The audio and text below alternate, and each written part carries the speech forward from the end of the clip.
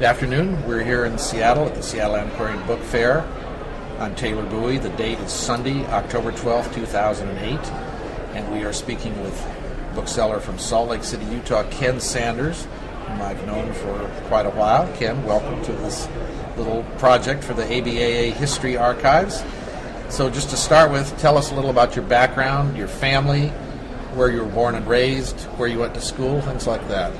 Well, Salt Lake City, the Dead Sea at the edge of the lake. You know, Denver's on the east side of the Rockies. I like to refer to it as Kansas, because they're really a plains city. You know, they pretend they're part of the West, but they kind of aren't. And nobody wanted, Salt Lake City but Brigham Young and the Mormons in 1847. And by an accident of birth, that's where I was born. And despite wanting to escape as a child, I never really did. I come from a long line of Mormons on my father's side, though they never got me. I was never baptized into the faith, and kind of spent most of my life running away from it. It's probably why I look like I do, because back home no one would ever take me for a Mormon because they haven't looked like me for 100 plus years. So it's been a real dichotomy of culture for me, because it's like, this is my place, this is where I'm from, but I'm never really comfortable or at home there, because I'm not really, culturally I'm just not a Mormon, and religiously I just I could care less, I guess. I don't have enough of a belief system to be an atheist. So I guess that's why I'm a bookseller. I ended up being a bookseller. It was the only thing left. Yeah, I understand. Well, always, books have always fascinated me. Well, tell us about your family. I know your dad was a tremendous collector of anything and everything, and we should know Ken's dad just passed away very recently. Yeah, he was a about great 6 weeks guy. ago. Yeah, about 6 weeks. Dad was kind of the black hole of Utah collecting. He collected everything, antique bottles, just anything to do with Utah. He had enormous collections of bottles and pharmacy items and advertising, and at the height of mania, like, he has 2 museums dedicated to his stuff, including one was a golf room. It had thousands and thousands of logo golf balls. Maybe I started in books because that's the only thing Dad didn't collect. I'm not sure. That's it interesting. Could be. You were filling the family gap. So was yours a very bookish family while you were growing up? I mean, did you have books around? Yeah, though my parents read, but they weren't particularly. Dad kept track of his books. There were 2 bookcases, and when he read a book up at our cabin, he would shuck the dust jacket off it and toss it in the fireplace. I vividly remember that. And I wasn't into dust jackets then, but I remember him doing that. Most kids aren't. And I don't remember a time that I didn't read. I read every book in the Woodrow Wilson grade school library, at least the ones I wanted to. I lived for shipments of Scholastic books. Oh, yes, I remember those well. Seaview Secret, Miss Pickerel Goes to Mars, Danny Dunham, Anti-Gravity Paint, and my personal favorite, The Shy Stegosaurus of Cricket Creek. These are very familiar titles to anyone who was in grade school in the 1950s. I was born in 1951. I am 52, and I know all those books. And that's what got me started. And I was wheeling and dealing comic books in grade school. Buy them for a nickel, sell them for a dime. And I was a serious book collector by the time I was 14. And what kind of things were you collecting? Well, my grandparents took us to Southern California, where we had a great aunt and uncle. And we went to Knott's Berry Farm, Disneyland, and Pop's favorite, my grandfather, Pop, deep sea fishing. And then I begged him to take me to Bertrand Smith's Acres of Books, 240 Long Beach Boulevard, Long Beach, California. I have no idea how I knew of this place, Taylor. I puzzled that over the years. But Pop took me there in the old gray Ford, and he sat outside chain-smoking unfiltered Camel cigarettes that would later kill him at age 62. And he waited patiently in the hot sun that summer, while probably on about maybe 64 or 5, somewhere in there. And I just spent hours in this bookstore, and I thought I was in heaven. And I remember the old man let me into this rickety room up in the front of the place, and I bought a giant folio edition of the Doré illustrated Poe's Raven. I bought a Gwynnede Hudson illustrated Alice in Wonderland, and some Lewis Carroll books, and a Maxfield Parrish Arabian Nights. You recall how much these books cost back in 1965? The Raven was $17.50. Wow. I can't remember the prices of the others. Interesting. That one I do remember, though. How were you able to support this budding book collecting enthusiasm? Well, I had a 50-cent a week allowance, and Mom would give me $1.50 to get my hair cut. And you can see the amount of savings I made on haircuts over the years, too. I used to walk 6 blocks to the dollar shop on the corner, and then the 50 cents I could spend how I wanted. And rather than take the bus downtown, we lived about 5 miles south of the downtown Salt Lake. I would walk all the way downtown and back so I could save the quarter of the bus cost. You were a so I could buy determined books. lad, that sounds like.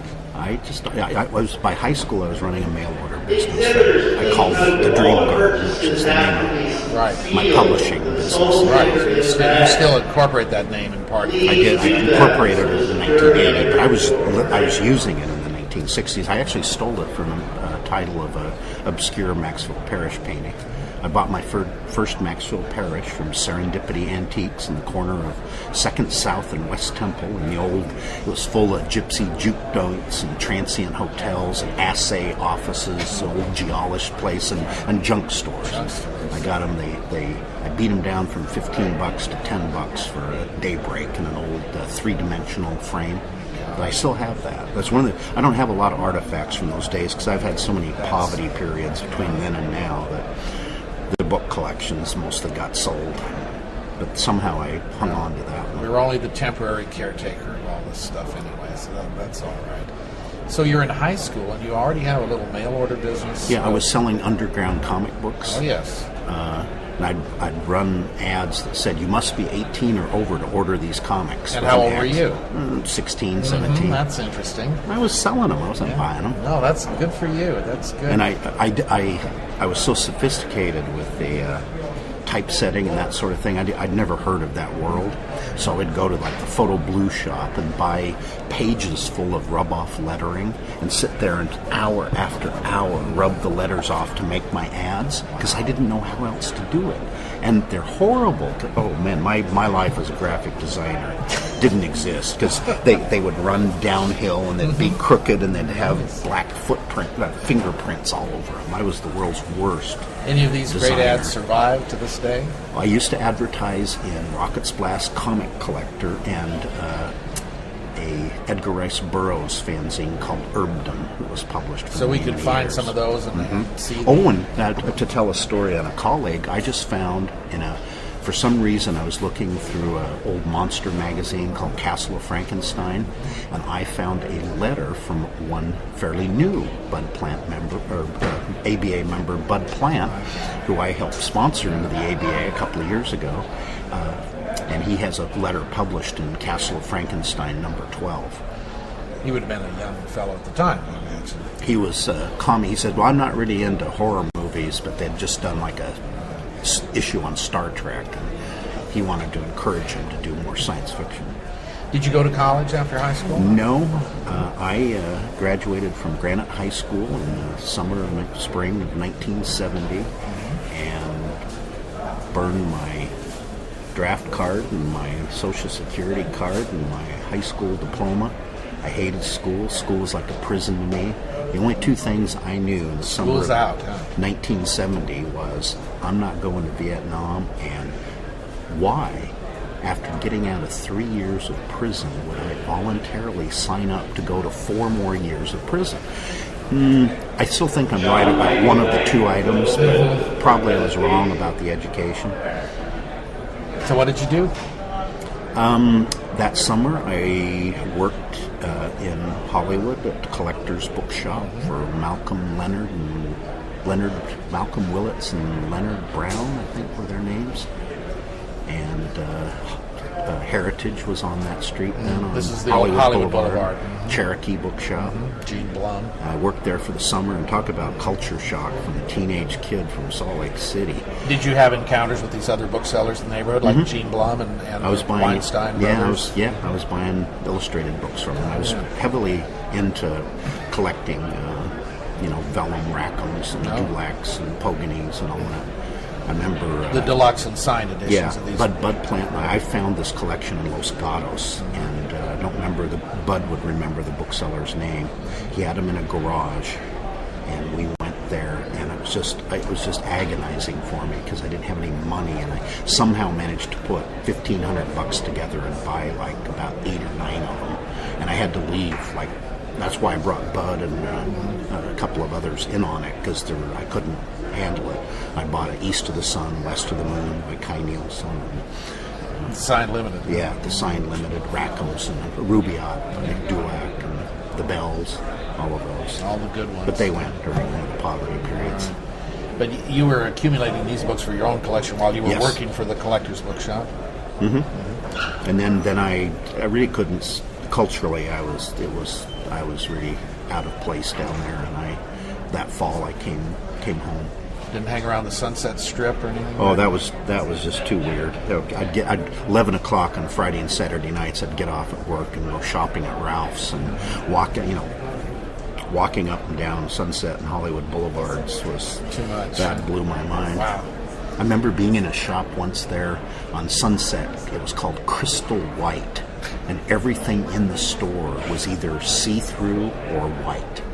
The floors, the fixtures, and the merchandise. Sounds like something and their we know. business cards were see-through plastic with just blind embossing on them. Something to be in a parody of a movie about Los Angeles, but it was real. So you went back to Salt Lake. Went back to Salt Lake. What did you do? Well, I worked off and on for Sam Weller. He was the old-time legendary bookseller in Salt Lake City. As I like to tell the story, Sam hired me 5 times and fired me 10 times. Sam and I had a lot of legendary battles in those days because I pretty much didn't do what he wanted, and I did what I wanted. I would take, for example, he wouldn't pay me. I think he paid me $1 an hour. And I would go off to a sci-fi convention in California. And I'd load up my car with his books and drive him to California on my own dime. He never gave me a nickel to do this. And sell his books. But instead of bringing him back his money, I would go on a buying spree and buy him more books. And when I got back, oh God, the fur would fly. This is my goddamn store and I'll do it how I want. He was so mad at me for spending his money on books, but I knew what I was doing because he was good with Mormon material and Western Americana, the genre fiction and the kind of stuff I liked when I was a kid. He knew nothing about it. No. I remember I got from him, he gave me one time an entire box full of Oz dust jackets.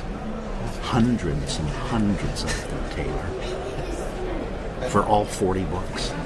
They weren't first edition jackets, but they were real, unused, never been put on books. He was throwing them out. Oh my goodness. So you worked for him off and on. You'd have a little blow up and then he'd hire you back, Right. realizing that you were of some use to him, obviously. Right, yeah, we had a very strange relationship. It interferes with me getting along with his son to this day. I understand. The ghost of Sam Weller is always there. Yeah.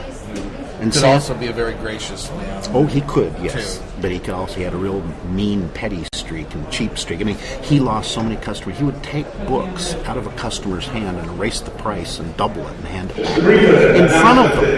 This is a business full of strong personalities. As we've got mostly. Good 410, stop by and wish him a happy birthday. Michael Nassau. Even the assholes in our trade have their good sides, Taylor, you know? I've generally found that to be true, too.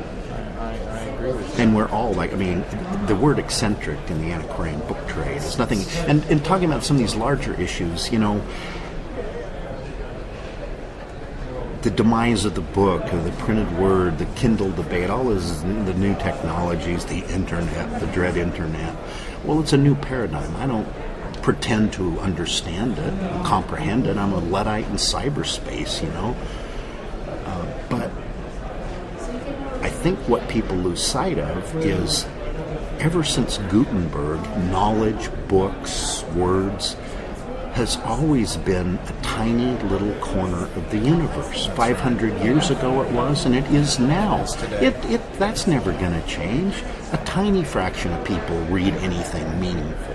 When in the olden days, it was because they didn't want you to, because they didn't want you to be educated or smart or know anything. And contrary, today, people don't want to, even though it's all available. Yeah, and although the internet, by being infinite, really narrows down the information we do get, you know, I think. It does, yeah. It's restrictive as it expands. It's very odd. When you left Weller for the last time, is that when you really started in on your own business? Yeah, I was playing, kind of simultaneously playing cowboy of all things, kind of late 60s, early 70s, and then in the early 70s I started working in a print shop. I printed a lot of rock and roll posters in those days, and then I was printing my own Dream Garden fantasy posters. I did a Rob Brown Hobbit poster that Bud Plant used to sell thousands of them for me. They were $1.50 retail, 75 cents wholesale. And you made money on them. Yeah, I first started printing that in 1969. And then by the early 70s, there'd been a legendary hippie head shop in Salt Lake, founded in '67, Salt Lake's first head shop, called the Cosmic Airplane. And I'd been hanging out there since those days. And I used to, sometimes I'd loan Steve money because he was always too broke to he'd get a COD Greyhound shipment on a Friday, and Saturday and Sunday were his big days. So I'd loan him $50 so he could get the COD, and then he'd sell the incense and crap over the weekend and pay me back on Monday. And he'd let me I had a little book stand, a bookshelf in the corner of this cavernous place. And so you couldn't have felt entirely isolated in Salt Lake with a head shop and like-minded individuals. Yeah, like exactly. This fellow running around. Yeah. It was a birth of a lot of interesting things. It was the only draft counseling center during Vietnam, so on and so forth. Rock and roll band played there. The theater group started in the back room of the Cosmic Airplane. And from there, Steve approached me in about 74 or 5 that he'd always had a fantasy of wanting to expand the Cosmic into a bookstore. So another friend, an old SDS radical, Bruce Roberts, and Steve Jones, Steve approached me and asked me if I'd be interested in managing a bookstore for him. And I turned him down. I said, no, I don't want anything to do with it unless I want to own it. Unless you're in on it, yeah. So I basically, me and my Mickey Mouse rug, talked our way into a 1/3 partnership. In Cosmic Airplane. And we started working on it in 75. I did it out of my old house on the west side.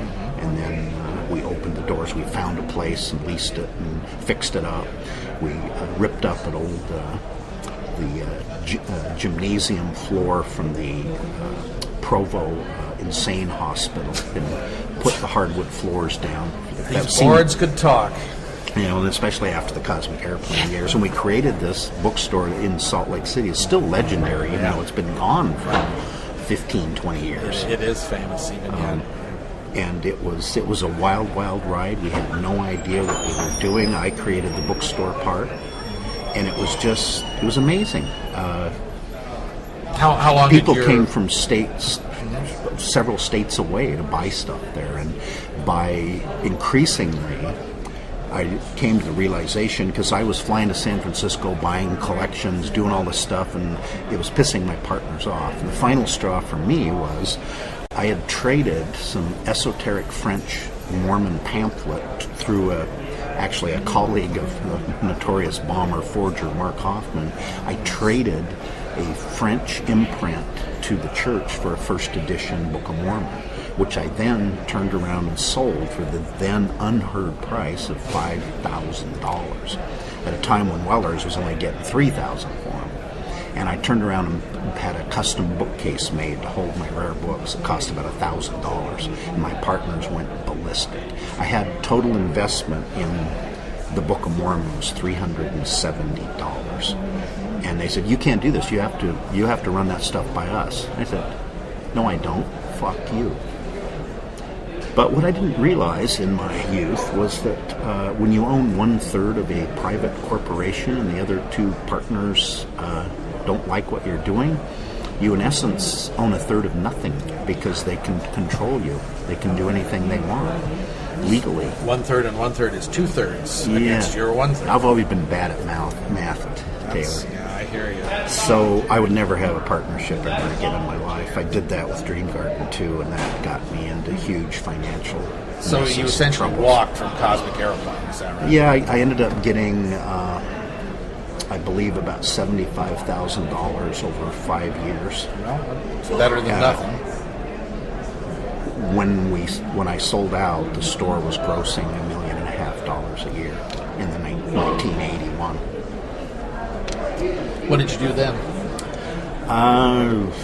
I spent 5 years losing enormous sums of money with Dream Garden Press, publishing books that I lost my ass on, and I approached my friend Edward Abbey and did a 1982 Edward Abbey Western Wilderness Calendar. And that led over a decade to a line of national park and wilderness calendars that numbered 17 different calendars. And that's way too long of a story to get into, but suffice to say, the partner in that business defrauded me and left, stole all the employees, left me bankrupt, virtually bankrupt. I never declared bankruptcy. And later, the person that I tried to save the business with, he ended up stealing it from me and later sold my calendar company for $5 million. And I didn't get any of that money. I just got lawsuits. It's not a very happy development. No, and well, I've started the business I have now, that my daughter Melissa and she started working for me as a young teenager.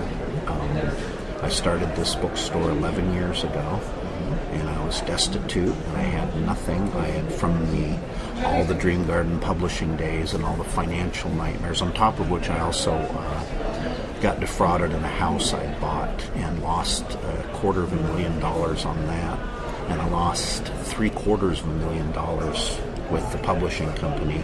Now, Taylor, if you have money, there's no talent involved in losing it, but I would submit to you, losing damn near $1 million that you don't have is not easy.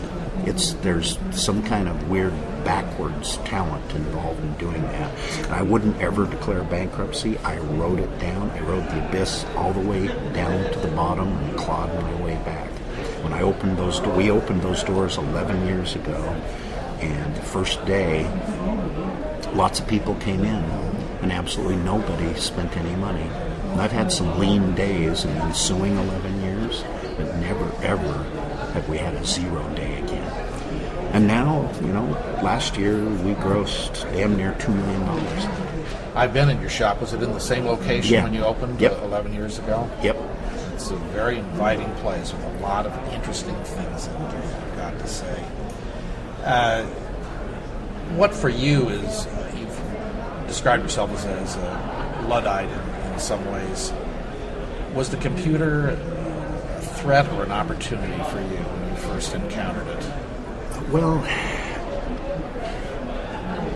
I don't understand computers, and they don't like me.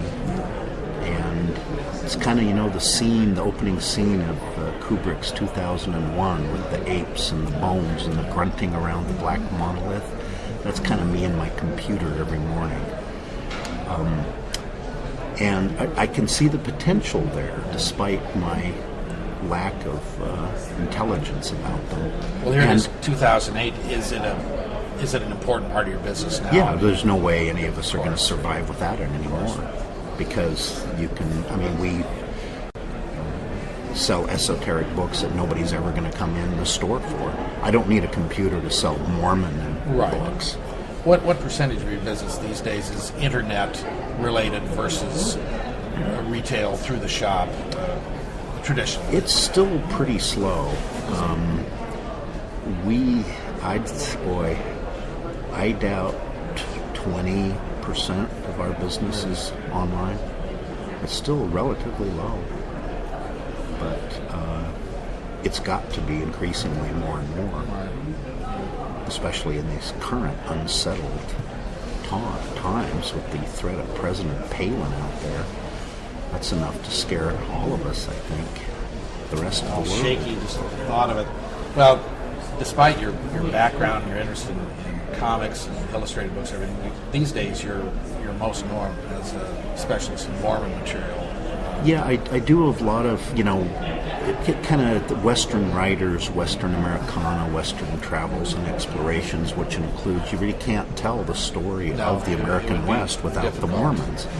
They had an integral part in it. And, for 19th century material, it's extraordinarily valuable. In 1830, that $5,000 Book of Mormon way back when is $100,000 now. Hard to grasp. And there's some extraordinary values in it. And there are a lot of passionate Mormon collectors who collect Mormon material. And for them, collecting a Book of Mormon, it's an 1830 Palmyra Book of Mormon has become the holy grail of Mormon book collecting. And I've gotten pretty well known for that, so people do come to me for it, and I get opportunities. We brokered a collection of LDS scripture in translation of Book of Mormons and Doctrine and Covenants as their other book of scripture, and for just under $500,000 in the past year. So there's a lot of opportunity there, and one would be extremely foolish not to deal in LDS material in Salt Lake City. This is not a subject area where you've seen a decline in interest or willingness to pay. Well, Mormons can be as cheap as anybody, don't get me wrong, but if you've got the good material... When you've got the goods. If you've got the top end in any field, the buyers will be there for it. You've been in the ABAA how long? 10 or 12 years. I didn't join until I sat there, and I deliberately didn't join old Jim Pepper, our buddy Pep. He was after me for years to do it, but until I got through with all the financial travails back in the early 90s, I wasn't in a position to do it. From your standpoint, I'm tying it together, what kind of a future do you see not only for the ABAA as a professional organization, but for the book trade in general? I mean, you have an open shop, you're moving some into the internet. What do you see for the future? I do see a future. One, again, my previous remarks, we've always been in a far distant corner of the universe, and we always will be. We're a marginal segment of society. And I don't see that changing. And I'm going to keep doing it because I'm not gainfully employable. No one would ever hire me. I pretty much got to sell books for a living if I want to make a living. And it can be. It's so challenging, Ken Lopez and I years ago sat in Hadley, Massachusetts late one Sunday night at a restaurant there, drinking and him smoking his funny, silly little hand-rolled cigarettes Ken liked so much, and saying, God, if the general population knew what we did for a living, they'd kill to be us. Because it's, where else can you be challenged every day of your life and try and learn? It's all about learning these arcane things that Of course, that wouldn't appeal to a lot of people. Oh, but to me, it's endlessly fascinating. I like to buy things I don't know about at every single book fair. Today, this fair, I'm on a Martian kick. I saw your Martian pop-up book, and I admired it at length. Others might find it silly, but not I. But there is a future, and we just have to redefine it. We have to keep hustling. We have to find different people to sell books to, different kinds of books, different ways. It'll keep changing, but it's challenging. But it's interesting. There's always going to be a demand. We just have to fill it. Maybe we sell to the ultimate collector, whoever that may be, in a different manner than we've ever done before. And it's the internet, this whole age we live in, the computers and the internet have become the most significant and profound change since Gutenberg and his movable type. Question. And I don't pretend to understand it or know where it's going, but I'll be along for the ride for another 20, 25 years maybe.